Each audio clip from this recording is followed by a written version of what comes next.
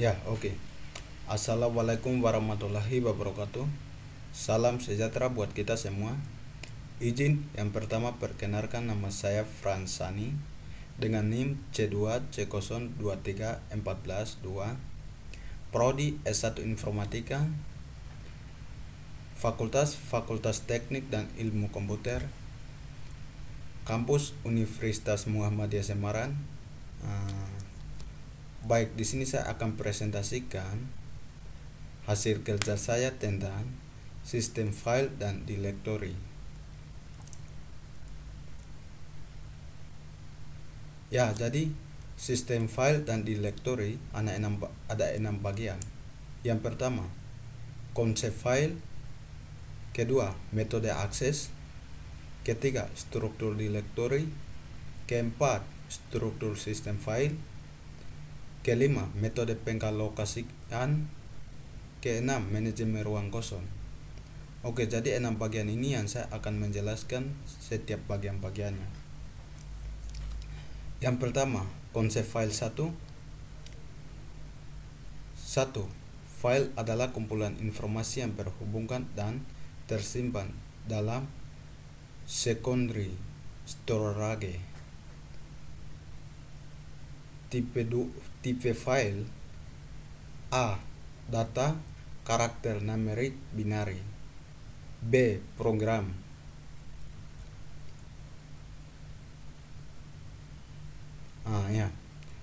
Penamaan file terdiri dari nama dan ekstensi. Contohnya ada pada gambar di bawah ini, bisa lihat sendiri. Extension dan making. Oke, selanjutnya. Ya, konsep file 2. 1. Atribut file. Yang pertama, nama. Kedua, type. Ketiga, lokasi. Keempat, ukuran. Kelima, waktu pembuatan. Keenam, identitas pembuatan. Ketujuh, proteksi. Kedelapan, informasi lain tentang file. Yang kedua, operasi pada file.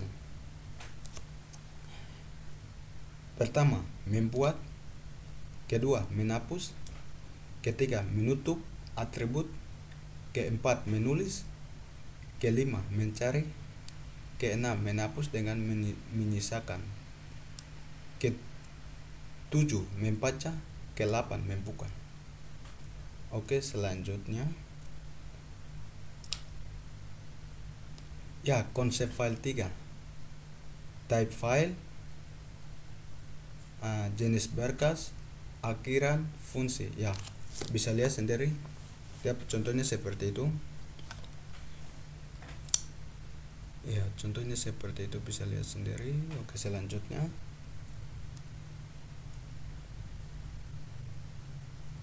Ya, metode akses 1. A.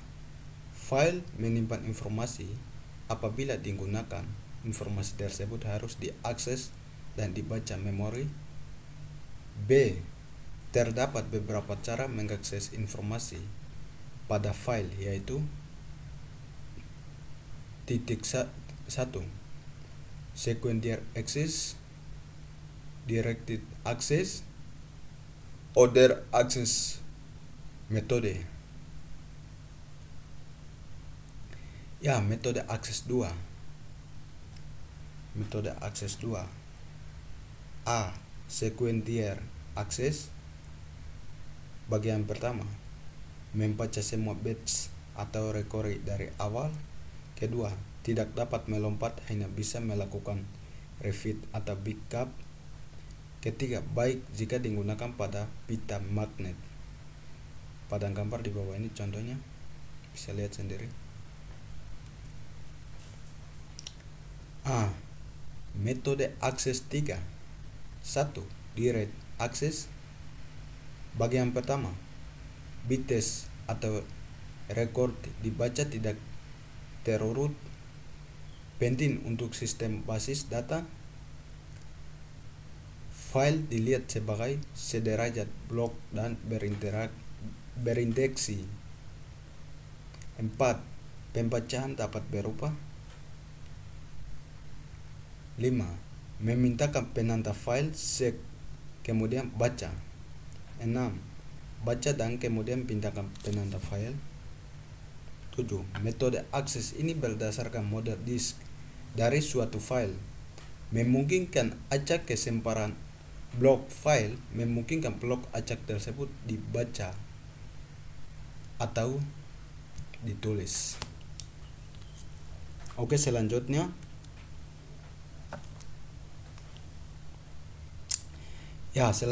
metode akses 4.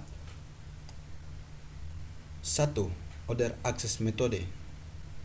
Bagian pertama, metode akses lainnya dibangunkan atau dikembangkan berdasarkan direct akses metode. Kedua, biasanya melibatkan proses pembuatan indeksi dari file. Ketiga, indeksi seperti indeksi pada bagian akhir buku, berisi pointer-pointer ke blok-blok tertentu untuk menentukan masukan dalam file. Pertama dicari indeks dan kemudian menggunakan pointer untuk mengakses file secara langsung dan menemukan masukan yang tepat. Oke, selanjutnya struktur directory 1. Directory adalah kumpulan nodes yang beri informasi mengenai semua file. Yang kedua, baik struktur directory maupun file berada pada disk. Jadi contohnya ada pada gambar di tengah ini, directory dan file, bisa lihat sendiri. Selanjutnya struktur directory 2. 1. Operasi pada directory. Yang pertama, mencari file.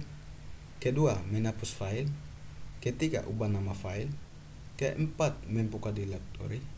Kelima, membuka file, membuat file. Keenam, melihat isi directory. Ketujuh, transfer sistem file. Ke-8, menutupi directory. Yang kedua, struktur directory. Yang pertama, single level directories. 2 level directories. 3 structural directories. Oke, yang selanjutnya struktur directory 3. 1. Single level directory. Bagian pertama, semua file terdapat pada directory yang sama. Bagian kedua, tiap file memiliki nama yang unik. Jadi contohnya itu ada pada gambar root directory. Oke, yang selanjutnya struktur directory 4. 1.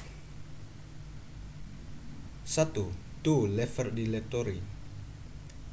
Bagian pertama, membuat directory yang terpisah untuk tiap aser. Kedua, terdapat aser file directory, UVD, dan master file directory.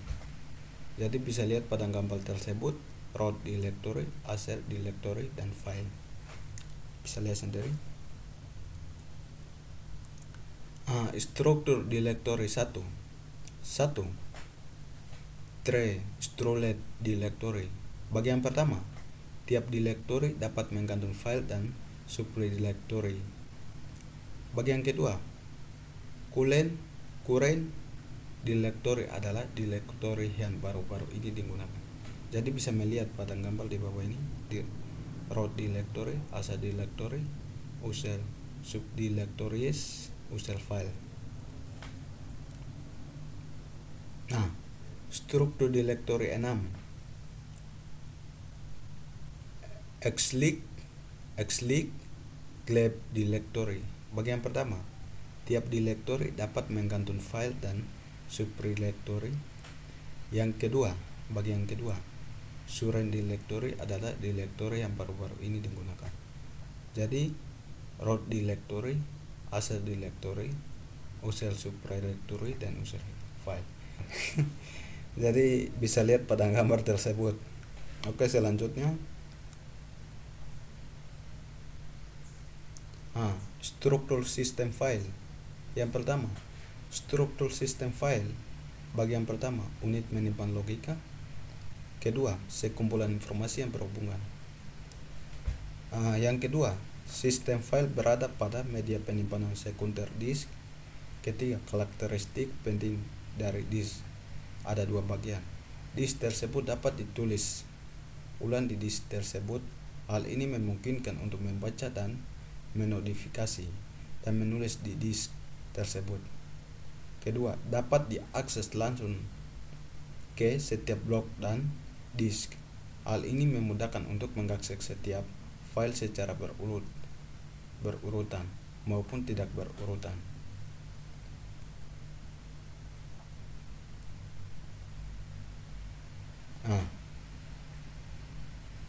Metode pengalokasikan satu. Metode pengalokasian satu.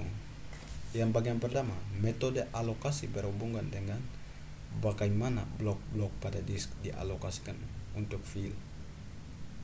Yang kedua, jenis metode mengalokasian file.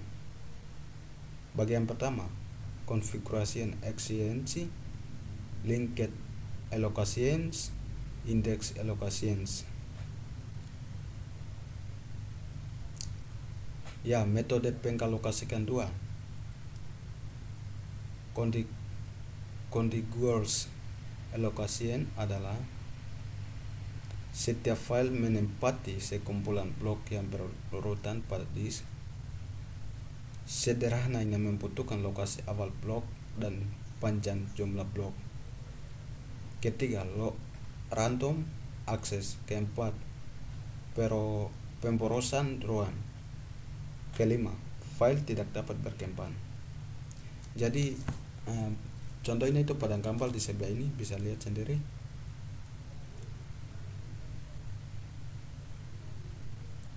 Metode pengalokasikan 3. 1. Contiguous allocation masalah.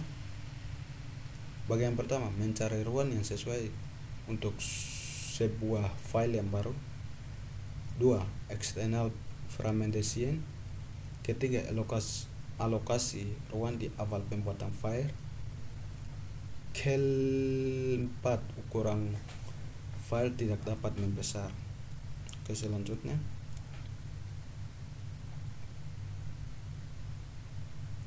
Metode pengalokasian 4. 1. Linked allocation. Yang pertama, dapat mengatasi masalah yang terjadi pada metode contiguous allocation. 2. Setiap file diidentifikasikan dengan linked list dari blok-blok, jadi blok-blok tidak harus bersambungan dengan blok yang lain. Kedua, directory hanya menyimpan alamat blok pertama dan alamat terakhir. 4. Hanya mendukung pengaksesan secara berurutan. Jadi bisa lihat pada gambar di sebelah ini contohnya.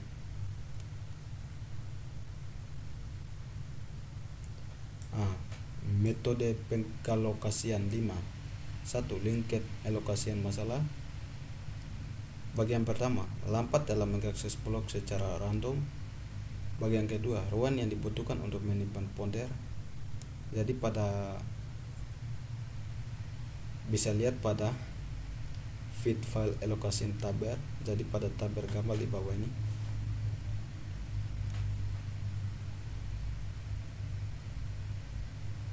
Metode pengalokasian 6. Index allocation. Bagian pertama, setiap file memiliki index blok. Kedua, directory terdiri dari pointer ke index blok. Ketiga, index blok merupakan suatu array yang setiap elemennya merupakan urutan blok dari suatu file. Keempat, mendukung akses blok secara langsung. 5. Tidak ada external fragmentation. Oke, selanjutnya. Manajemen ruang kosong. Bagian pertama, untuk menyimpan thread dari ruang disk yang kosong, sistem membuat daftar ruang kosong. 2. Daftar ruang kosong tersebut menyimpan semua blok-blok disk yang kosong. 3. Metode manajemen ruang kosong, yaitu bit vector, linked list, grouping, counting.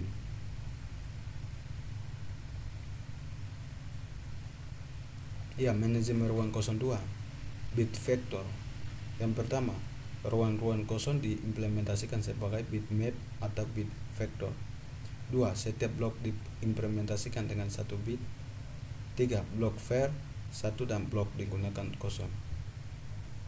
4. Efisiensi dan simpel dari mencari dan n urutan blok kosong yang pertama. Contoh, sebuah disk dinamakan blok, contohnya seperti itu, 0 bitmap dari ruang kosong, yaitu 001101 seperti itu.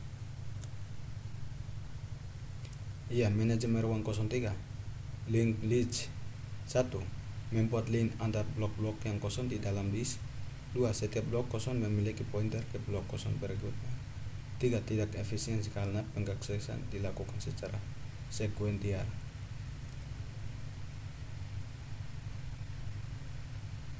Manajemen ruang kosong. Routing, menyimpan n buah dalam blok kosong ke blok kosong yang pertama. N 1 blok berikutnya kosong. Blok terakhir dapat digunakan untuk menyimpan alamat blok pertama dari blok kosong lain. Counting, flash speech list, menyimpan alamat pertama blok kosong yang berurutan dan jumlah blok kosong yang mengikutinya. Oke. Baik, dari presentasi saya,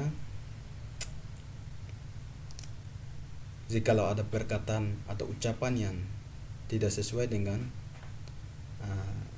presentasi saya yang saya sama masukkan punya, mohon dimaafkan. Sekian dan terima kasih. Presentasi saya sampai di sini.